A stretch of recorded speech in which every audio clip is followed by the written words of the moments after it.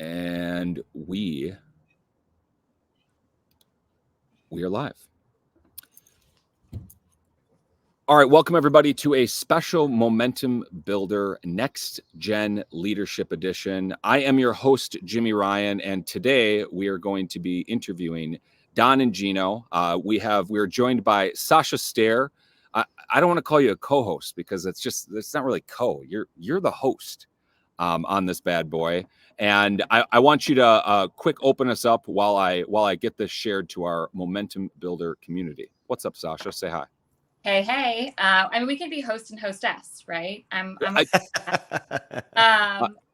it. Yes, I am Sasha Stair, but more importantly, I'm here to introduce you, if you don't already know, the wonderful leaders that are on this call with us today, Don and Gino, both in the trenches every day in mortgage as regional leaders of an IMB, and really understand not only what it takes to survive and thrive through this hard market, but just in general. And I think right now, more than ever, we want to hear from leaders that are having to face what it means to not only produce, but to manage teams that have to produce, to have to work with corporate, and really up, down, all angles, all around, to navigate through the challenges of leadership and what we're calling the next generation, or this new era, new wave of leaders. And we couldn't think of two better examples. So we're stoked to have them, stoked to be here, and excited to get rolling on hearing your insights and your wisdom. Thank you for being here. So what's up, Don and Gino? Say hi. Hey, what's happening, guys? Be here. This is cool being on this side. I know, my brother. So what we're going to do is we're going to try to keep these as brief as possible. 20 minutes is our target. And this is focused towards sales managers, leaders, and people that aspire to be a leader. And right now, especially in 2024, it's a tough time. It's a tough time for everybody. But we were talking briefly before we hit record that, you know, a lot of the weight falls on the managers because we have to be personal trainers. We have to be therapists. You know, we have to wear all of these hats. And let's be real, there's no mortgage school that teaches us how to wear all these hats and wear all these roles. So I want to open us up, and this is probably going to take us to a bunch of places. But the first question I want to ask both you, Don and Gino, is what does a good leader, a good manager in mortgage right now look like in 2024? What are they doing? What do their one-on-ones look like? And I think what's like the one thing, the secret sauce that somebody's got to have to be a good leader? Patience. All right, I'll start because I know Gino can dive into the coaching aspect of it and the accountability aspect because he's been doing that for our team. So hello, everyone. So I love that we're doing this with you, Jimmy and Sasha, because we're so involved with so many leaders and so many producers throughout the entire country. Because of Momentum Builder and all the interviews we're doing, all the coaches we talked to. We just got back from, a mastermind event, and all the people we talked to in our Momentum Builder community. The one thing that isn't often addressed, and I'm glad you're doing that, is we're always helping the originator because the originators are having a tough time, and we all know that. But who's helping the leaders? Who's coming together as leaders to help us know how best to motivate, to retain, to help build their business, to, like you said, be a therapist, to inspire. All these things are, they rely on us. They look to us for direction and everything. So if we're not in the right place, then where are they going to be? It's kind of like looking at the driver of the car and the car gets out of control. If you look over and the driver's totally calm, cool, and collected, I got this, you're good. When you see their eyes bugged out and they're grabbing the steering wheel like you are, you're like, we're in trouble. So we work really hard together. And fortunately, there's two of us, which helps a lot because we each have our strengths and we stay in our lanes pretty well, but can do anything to help each other. We're making sure that we rely on our experience. I've been through, I won't date myself, but I've been through a few of these ups and downs. And because of that, we're going to share our experience and our faith that we're going to get to the other side of this. And I've even talked to Gino about this when Gino's like, are we going through this again? Because we built up a $1.5 billion region. So we're in the trenches, just like all of you, with 160 employees doing over 300 loans a month. 2, the slowdown. And I told Gino, I'm like, absolutely. And he's like, why? I'm like, because the benefit is we get stronger, smarter, and better through each of these cycles because we learn from the last one. And there's no way we're not going to do it better the next time. So we let our team know that we're going to use this as an opportunity to grow market share and help them build their business. So when we get to the other side of this, half our competition's gone and they're going to crush it better than ever. So we lead by example and faith. Let's go a little bit deeper. So loan officer comes up to you and said, hey man, I'm really struggling. My numbers aren't there. And I think I'm doing everything I can. What does that talk look like for you, Don? Well, McDonald's is paying $20 an hour right now. So if you can't exceed that, then you should probably take it. Yeah.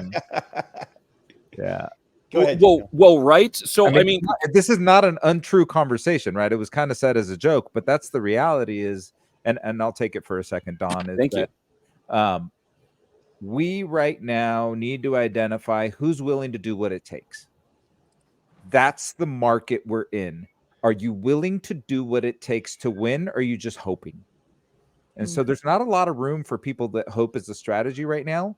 And waiting for rates to come down is asinine. It is the worst possible thing you can do to your brain.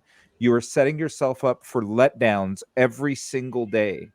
And Jimmy, and you guys have seen, like, over the last 2 years, I've been on this journey of quote unquote weight loss. And I'm like, that's not what it's about. Yes, weight loss is a side effect of it, but the quest was for peak performance. Right. And so if the quest is for peak performance, because I can't lead a team of other people that I want to be at peak performance if I'm not at peak performance myself. So number one is lead by example and make sure that you are doing everything possible and that they see you engaged and positive and doing everything possible to help them. And then identify who the players are that are willing to do the work, and be honest with them, Jimmy. Somebody could come up to me in a one-on-one and say, I'm doing everything I can. I'll be like, how many open houses did you go to this weekend? None. Right. Okay. 4. You need 4 open houses per weekend minimum to say you're doing something. There's stuff they used to do when they were building their business. Now they're too good to do. BS. Well, I think people do get in that mindset. And look, it's tough to come down from the throne, and like, especially when it comes to money, because like you could be making several $100,000 a year and now you're not even cracking 100. And it's kind of like, well, did I make it? Or what was it just luck? Was I really that good? And am I willing to do what it takes? What does that look like? So you said 4 open houses a week. When someone comes up to you and they say, I'm doing everything I can, first off, that's probably not true, just in a general sense, generally speaking. What is willing to do what it takes look like when it comes to action? And how are you telling them? Like, are you just flat out asking, hey, are you willing to do what it takes? Or how are you being, I guess, nice and respectful, but also motivating and encouraging? All right, let me start with this, Gino, before you jump in. Just because I have a great reference point, because all of us think we're doing what we can, and we think those that are killing it have some magic bullet. But the benefit is I've gotten to know Shant Banosian. Know that guy? Number one loan officer in the nation. He's looking at doing $1 billion himself, not a company, himself. And his key is exactly what Gino said, is what's your secret? And it was really refreshing. There was no secret. He's like, I grind more than I ever have right now, because a lot of people, like Gino said, have their head stuck in the sand, hoping for the market to get better. He's like, this is my biggest opportunity to grow my market share and grow my business. So I'm at peak performance. He goes, I consider myself an athlete, and mortgage is my sport. And he's all over. And I love that analogy because he's no different than you and I. And that was apparent. He goes, I just have my non-negotiables every single day of what I do. And, So you teed that everybody up needs that. perfectly for me, Don, because the problem is two things. One is lack of skill, which we've identified in some players, and the other one is lack of disciplines. Because we were able to, through 2020 and 2021, wing it and win. You cannot wing it and win right now. You have to have discipline, systems, and processes so that your service levels can be predictable, right? Predictability and setting expectations is probably the most important thing that you do with your business partners. So you must be reliable. So Brett Figueroa taught me this in 2008 when I was having a hard time. He came into Don's office. Don was the branch manager at the time. I was the loan officer. And Brett's kind of, he's kind of an energetic Tony Robbins type. And he comes He's out in there, says, to say the least. And he would admit that. Yeah. And he says, the problem with you is you don't have any integrity. And everybody's like, what? They get really like, everybody woke up and they're like offended, right? And he's like, well, what do you think integrity is? Like being honest, or, people immediately get offended, but it's like, no, it means doing what you say you're going to do. And in this industry, the truth of the matter is a lot of times we say, I'll call you tomorrow, and I don't. And you think it's harmless, but it's not. It erodes trust. And so this is, I'll let you guys talk after this, but this is the most important thing I learned at High Trust Sales Academy with Todd Duncan in November. Yes, we still go to training, by the way. 37 years in the business, and I'm still training up. Students of the business. But he said, your conversion rate is your trust rate. If you don't convert, it's because people don't trust you. And I think that is the same for leaders. It's the same for loan officers. It's the same for everybody. You have to be authentic, and you have to have conviction about what you're trying to achieve. And you have to figure out who's coming with me and who needs to stay behind, because we're going into a battlefield. I only need the people that are willing to do what it takes to protect our lives. I mean, it's the Navy SEALs analogy. It really is. Yeah, we call our team the Navy SEALs. And you operate that way. And you Damn talk a straight. lot about the discipline, the process, the structure that's needed to do that. What are your thoughts on outside of that? Are there things where you're getting more curious, leaning in, being creative, thinking outside of the box, reinventing? So it's not just the, hey, tried and true, show up, do the work, grind it out every day. But are there new, different ways of doing things that we've got to think about, given that this is a market we've never seen before? This is how far we're going. I'm a book snob. I'd probably read, I don't know, what do you think, Gino? 30 books a year or whatever during my workouts. I live Audible. And this is how far we're going. This is Fans First by Jesse Cole, who runs the Savannah Bananas. He turned something that was nothing, like a nothing team, to the most popular sporting team in the nation by doing things different. And that's how far we're going, is how do we do things different? And how do we do things that are fun? Because God knows our industry isn't always fun right now, where everybody's losing battles. It is, you just get pummeled every single day, and then you got to get up again, and then you get pummeled. So how do you do it? So we're doing our best to still try to make it fun and lead. The one thing we try to do for our team is lead, help give them at bats. That's the only thing Gino and I can do, is provide at bats. So instead of waiting for the market to come to us, we're going to it, and we're doing lunch and learns, first time home buyers, events, parties, whatever it takes. We're bringing in huge speakers. We have Mike Ferry coming in next in 2 weeks. Basically, before that, we had the #1 Remax, real estate agent, giving his State of the Union, what's happening. And we're doing anything we possibly can, but we just, and we're working 14, 16 hours. When one of our employees was like, our loan officer, he's like, I'm just getting burnt out. You guys got to help me, because I'm working like 14 hours a day. And we're like, so we're happy if we can work a half day. That means 12 hours. And you got to do what you got to do, because the other side of this is great. We're really close to having that boulder pushed over the hill. It's been almost 2 years. The other side, that stone, as you always hear me say, will roll over our competition, because they're not ready. They're sitting there waiting for the market to get better, and we're freaking leaning in, and we're going to take your clients from you as you wait. Go ahead, Gino, and then I want to go a little bit deeper. Yeah, I just think that you have to be aggressive if you want to stand a chance in this market. And all the things I know you said, is there any magic new secret tricks that you're doing? Yeah, bringing back the old ones that people are not willing to do. That's just the truth. That's what's working right now. You can interview Sean, you can interview anybody.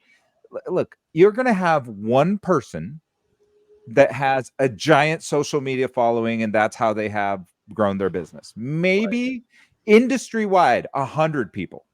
Okay. In fact, we're going to interview Jordan Nutter in the next couple of weeks. I would argue she's doing a great job of it. Sean Herrero, a good partner of Momentum Builders, doing a great job of it. Roland Cochran, right? There's a few standouts. But for the most part, are you going to be a social media influencer and that's how you're going to get your business? Absolutely not. Absolutely not. So stop pretending like that's the most important thing and only spend 10% of your time working on your social media presence and 90% of your time on things that you know work.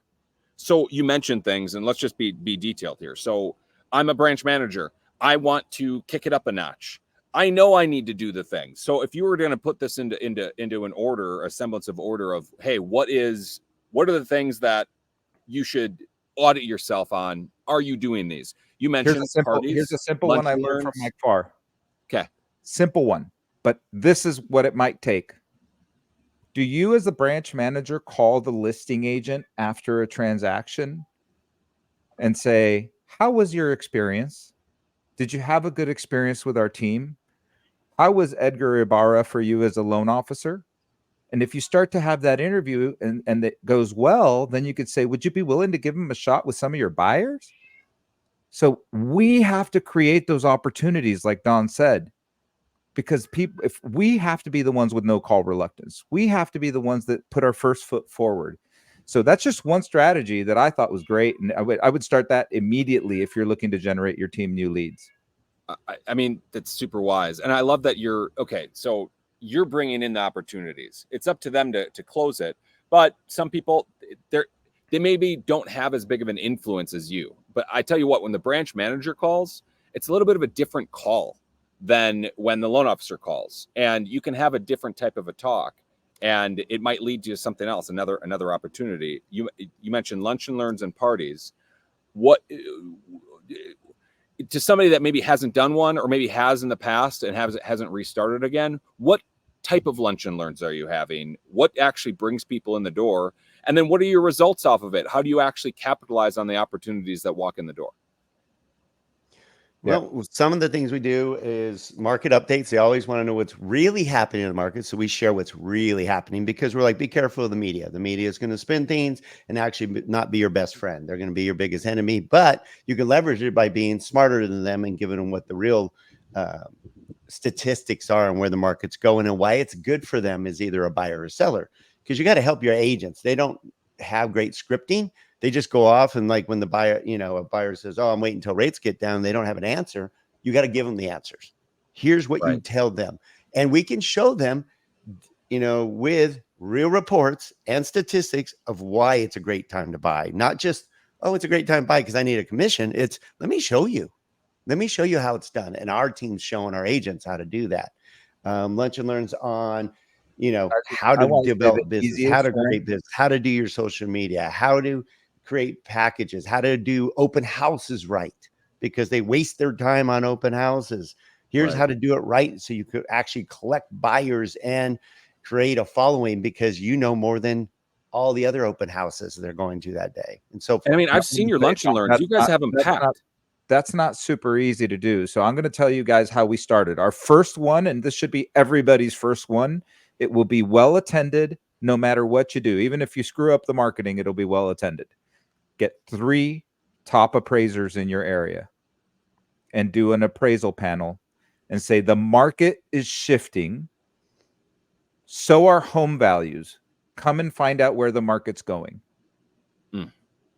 And that's the first event you should have. You'll have at least 25 people. Invite thousands, because there's power in the invite. But you should have at least 25 people, and the appraisers will be happy. They're great speakers. Usually a couple of appraisers are usually pretty good speakers. And it creates that bond between real estate agent, loan officer, and appraiser. And so then the next one, you can get more creative. But that's a super simple strategy to launch your first one. Well, and then make sure it's not just the branch manager or the regional manager, whoever that's doing all the speaking. We actually rotate in our team so everybody's an expert. It's not just us. They go through and we're like, all right, Tony, you're going to talk about your open house strategy. Josh, you're going to talk about this. Edgar, you're going to talk about how you're doing DPA programs and so forth, where everybody's an expert. But the key thing is it's taken us from, like Gino said, maybe 12 people at a lunch and learn to now on average, literally 50 to 70. Our last one was 225 agents, and our next one will be over 200. Is don't make it about us, make it about them. We're really good. It's not a quote ABC mortgage commercial. We're really good about saying, hey, this is for you, and we make it interactive. Well, and then just to capitalize on it, okay, I'm calling realtors, I'm cold calling them to try to get a coffee meeting. How about you call them and invite them to something that they can actually get value out of? It's such a different call. And then you meet up with them after that. That's just it's not even sneaky. It's just like you're actually calling them to provide them with value, as opposed to I have low rates, fast closing times, and I work on the weekends, which, by the way, everybody does. That's table stakes, right, Jimmy? I mean, that doesn't mean anything. If you can't close a deal in 15 days in this market, you don't belong in the business. That's not even a thing. It's the bar minimum. You have to answer your phone. You have to get it done. You'd be surprised how many don't do that. 100%. But like, assuming that you got that basic discipline down, now the next step is how can I be unique and different in a marketplace saturated with people that are just saying the same crap? I want to be different than those people. How am I going to do it? Well, as a leader, as a branch manager, you kind of have to initiate that opportunities, just like what you're saying. And imagine the call list from a 200 attended realtor. Oh, we're making calls to every single one, ask them how they thought of the event and what their challenges are and how we can help them. Plus, you don't think we blow this shit up on social media? Oh, bro. Everywhere. We're creating FOMO so that others are like, oh shit, half my competition's at that lunch and learn. I better be there next time. And it keeps hey, I'll tell you, the one that had bigger 225 people, how many lenders did we have crash that, Don? Like 5? Yeah. We had like 5 other competing lenders. Only one showed up in their shirt, which was logo shirt, idiot. Yeah. But the rest of them were very respectful, and they were just like, I can't miss this. So imagine that's also a huge, and it kind of segues, but a huge opportunity for recruiting. Yes. Because they're seeing us do these large scale events, and their bosses, their companies aren't doing it. Their leaders aren't doing it. Now, I will say you have to lean in and you have to take risk, because that's why I said start with the appraisal one, because appraisal speakers are free. And if you're only planning on having 25 people, you could probably find a place where you could do that for $100, right? When you get up into the 200s and you're trying to get 200 to 300 people, you're not getting away with an event under $5,000. Right. So, yeah. It's a little bit different approach. However, you can start small. You can rent a room for very inexpensive. So like, I'm just looking at this. We're coming up on time. I really want to keep these quick. Real quick, I think that just so people are going, I don't have $5,000 to put on an event or $4,000 to put on an event. When you're the one who's putting butts in seats and getting 200 plus real estate agents, guess what? The affiliates around you can't do that. They don't know how to do it. So they'll sponsor. So now they're like, hey, you bring the bodies, we'll bring the money, we'll bring the support, we'll bring the food, we'll chip in, because we don't know how to get 225 agents in front of us. So you can have them help you pay for it, by the way. Yeah. So our net cost on something like that will be like $1,500. Yeah. That's great info. Who's willing to do what it takes? Have the tough conversation. What's your skill? What's your discipline? Lunch and learns. Have appraisers. Gosh, it's brilliant. It's so easy. It's just stupid. Why aren't people doing this in this market? Sasha, what would you add here to close us out? Yeah, I mean, I love the idea of being transparent, leading by example, the going the extra mile, not just the lunch and learns, but like your phone battery should basically be dead nonstop every day, right? You should be making those phone calls regardless of who they are. Especially, I love that branch manager as a follow-up phone call. The cross-pollination, making it about them and really adding value, I think is huge. Don't live and die by rates. And I love that your conversion rate is your trust rate, and, create FOMO, right? I think all of those, I mean, I killed it in 20 minutes. I don't know how we came up with that. Pearls of wisdom But you know, that's what I took away from it. In addition to what you said, Jimmy, it's great. Can I ask you both a favor? Can you guys summarize that in a one sheet, and then we can offer to give Sasha that does away? that. I got it.